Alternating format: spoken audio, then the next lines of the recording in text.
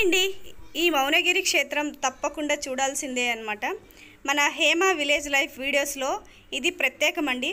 ఎందుకంటే మన అనంతపురం జిల్లాలోనే ఈ టెంపుల్ ఉండడం చాలా విశేషం అన్నమాట. చాలామందికి తెలియదు ఈ దేవాలయం ఉందని. సో తెలిసిన వాళ్ళైతే కామెంట్ చేయండి. స్టార్టింగ్లోనే వచ్చేసి ఇక్కడ కొండ మీదకి వెళ్ళే ప్లేస్లోనే ఇక్కడ వడపప్పు పానకం అనేది అరేంజ్ చేశారు. ఎందుకంటే భక్తాదులు చాలా దూరం నుంచి వస్తారు కాబట్టి కొండ మీదకి వెళ్ళాలి అంటే కొంచెం టైం అయితే పడుతుంది. దాదాపుగా 1 కిలోమీటర్ లోపలికి వెళ్ళాలి అన్నమాట.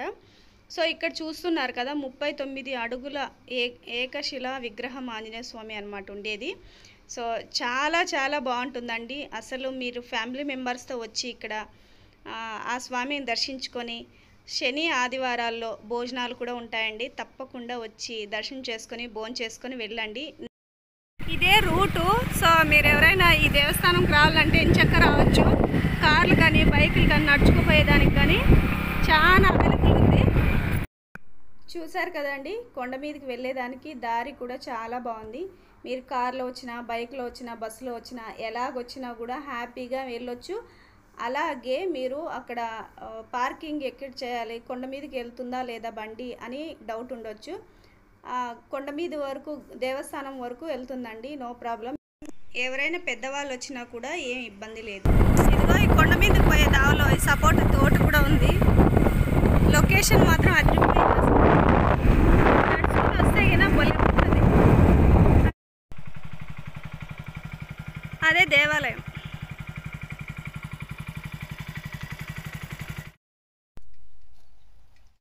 ఇంతకుముందు అయితే జొన్న సజ్జ ఇట్లాంటివన్నీ ఉండేది. ఇప్పుడు మాత్రం గడ్డి మాత్రమే పెంచుతున్నారనమాట.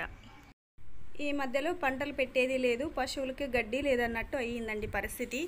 సో చాలామందికి పొలాలు ఉన్న నీళ్లు లేకపోవడంతో పాపం చాలా ఇబ్బంది పడుతున్నారన్నమాట రైతులు. దర్శించుకొని తర్వాత కిందకు వచ్చిన తర్వాత కూడా ఇక్కడ ఉండే చెట్లు కింద కూర్చొని హ్యాపీగా ఫ్యామిలీతో వస్తే భోజనం ఏమైనా తీసుకొచ్చి కూడా హ్యాపీగా కూర్చొని కొండ మీదకి అయితే వచ్చేసాము. ఇక్కడ చుట్టుపక్కల ఉండే చెట్లు, ఆహ్లాదకరమైన గాలి చాలా బాగుంది. వ్యూ అయితే అసలు ఫోటోలు కానీ వీడియోలు కానీ షూట్ చేసుకునేదానికి చాలా బాగుందండి. ఫ్యామిలీ మెంబర్స్ వస్తే ఇంకా బాగుంటుంది.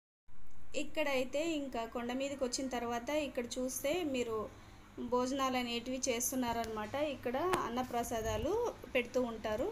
సో మనం అక్కడ టెంపుల్కి వెళ్ళేసి ఫస్ట్ కాయ కొట్టి పూజ అనేది చేపించుకున్న తర్వాత ఇక్కడికి వచ్చి భోంచేద్దామని చెప్పేసి ఫస్ట్ మేమైతే అక్కడికి వెళ్ళిపోయాము. ఇక్కడ చూస్తున్నారు కదా కార్లు అన్నీ పార్కింగ్ చేశారనమాట. పై వరకు వస్తుంది, అసలు ఏం ఇబ్బంది లేదనమాట.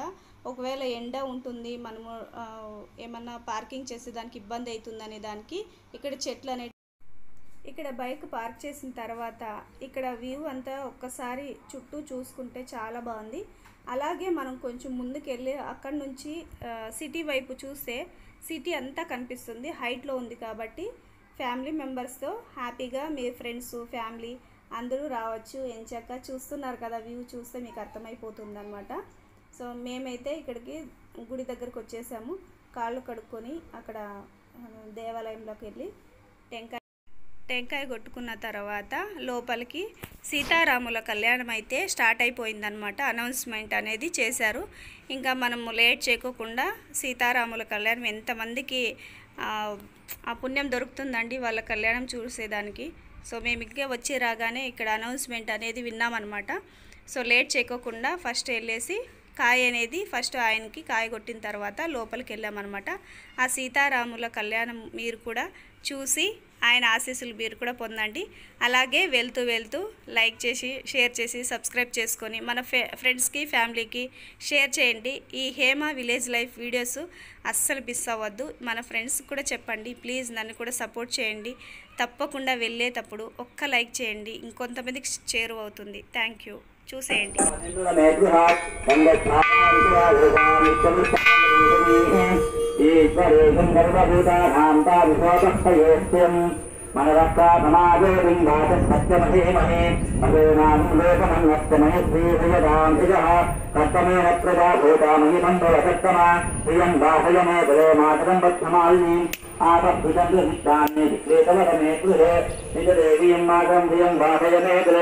आस्तां पुष्करिणीं पुष्टिं पिङ्गलां पद्ममालिनीं चन्द्रां हिरण्मयीं लक्ष्मीं यादवेदो महावः आस्तां पुष्करिणीं पुष्टिं सुवर्णां हेममालिनीं सूर्यां हिरण्मयीं लक्ष्मीं यादवेदो महावः सा महावः जातवेदो लक्ष्मीर्मनपगामिनीं यस्यां हिरण्यं प्रभूतं गावोदास्योऽस्वारम्भवे तन्मामचस्तरत्नाक्षी एनरोक्षं लताम्यहम् अक्षरायि च वेदायि महावये धनन्ये विन्दां देवी सर्वकामार्थहितये पुत्रभौतुकमं धामि अक्षरीश्वरीं पुण्यदेव्याज्ञानां श्रीमहालक्ष्मीमुपास्महे